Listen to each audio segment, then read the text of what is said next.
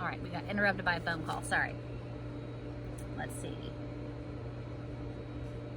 Mrs. Pigglewiggle poured herself another cup of tea, gave a saucer of cream to Lightfoot and 4 cookies to Wag, then said, "If you think you have a hard time making beds, Kitty, imagine how hard it is for me. You see, the cruel queen sleeps in my bed every night, and she inspects them every morning. And if she finds a single wrinkle, even one as big as a pin, she has me thrown into a dungeon. Come upstairs and I'll show you how I have to make the beds." They went upstairs and Mrs. Pigglewiggle threw the covers clear off the foot of one of her own beds, and then she had Kitty help her make it. And when they finished, it was as smooth as the floor, no wrinkles. Mrs. Pigglewiggle said, "The secret is to throw the covers way back. You simply cannot smooth up a bed. Because if you do, you can't smooth up a bed, because if you do, there might be a wrinkle down by the foot, and of course the cruel queen will find it, and then down into the dungeon." Mrs. Pigglewiggle took the bed apart again and said, "Now, Kitty, you and Mary Lou make the bed while I tell the cruel queen that you're ready for inspection." She went into the closet and shut the door. When she came out, just as Kitty and Mary Lou finished, the bed, she was no longer Mrs. Pigglewiggle, but she was the wicked, haughty, cruel queen.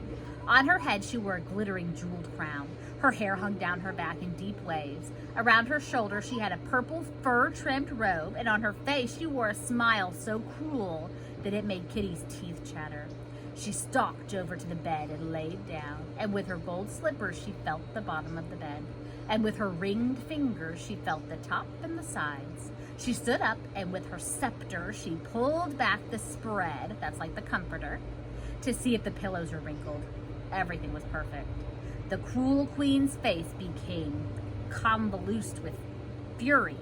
She yelled, "Not a wrinkle, not a single lump. I am furious. But never fear, little slaves. My day will come, and into the dungeons you will go. Come, my servants, we will go." Mrs. Pigglewiggle stalked into the closet. That was the beginning of Mrs. Pigglewiggle's friendship with the children.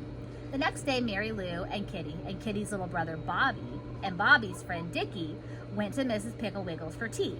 And the next day they came, and each brought someone else. And pretty soon, every single child in town had been or was going to Mrs. Pigglewiggle's house. She showed Bobby how to sneak out and get the fireplace logs without being caught by the Indians. And she showed Dickie how a lawnmower is really a magic machine that mows down the enemy millions and billions at a time. She taught Max how to take out the ashes without making a sound and without leaving a trace, to show the train robbers who were on his trail that he and the sheriff had camped there that night. Mrs. Pigglewiggle certainly knew how to make work fun, and she also knew that there are certain kinds of work that children love to do even though they don't know how to do it well, like painting and ironing and cooking and carpentry. One day at Mrs. Pigglewiggle's, there were 2 little girls baking cookies. One little boy baking a pie and getting flour on the floor and eating most of the dough. A little girl ironing, and in a very wrinkly fashion, all of Mrs. Pigglewiggle's clean clothes, and 4 boys with paint on their faces and feathers in their hair chopping kindling. It's like wood. 2 boys painting the dog. Oh, sorry, I thought it stopped again. Painting the dog house. That makes a lot more sense. 3 little girls darning old pirate socks of Mr. Pigglewiggle's, and pirates everywhere, digging in the backyard, shooting and yelling, running through the house and grabbing hunks of raw cookie dough. Mrs. Pigglewiggle was sitting over in the corner of the living room sewing on doll clothes. She was wearing the jeweled crown, and Kitty Wheeling was standing beside her throne, which was a chair with a tablecloth draped over it, dipping her hairbrush in a glass of water and making Mrs. Pigglewiggle's hair into long, wet curls.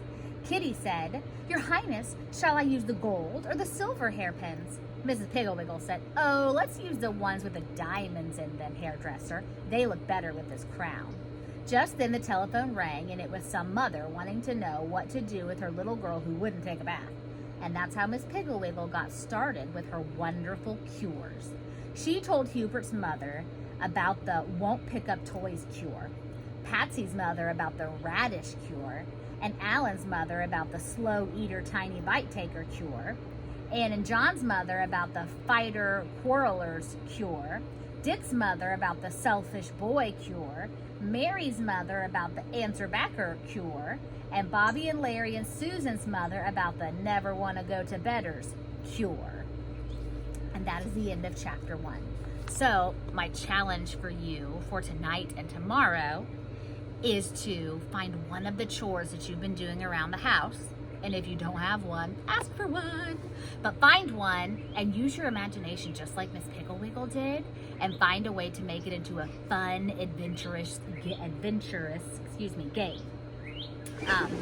And then you can ask your grown-ups if you can write on paper, and they can take a picture. You can send it to me, or you can write on your parents' email and they can send it to me. I'd love to know what sort of chore you turned into an adventure. So I will see you tomorrow. We will read chapter 2, which is called The Won't Pick It Up Toys Cure. And there's a tiny little picture. So I'll see you tomorrow, guys. Bye.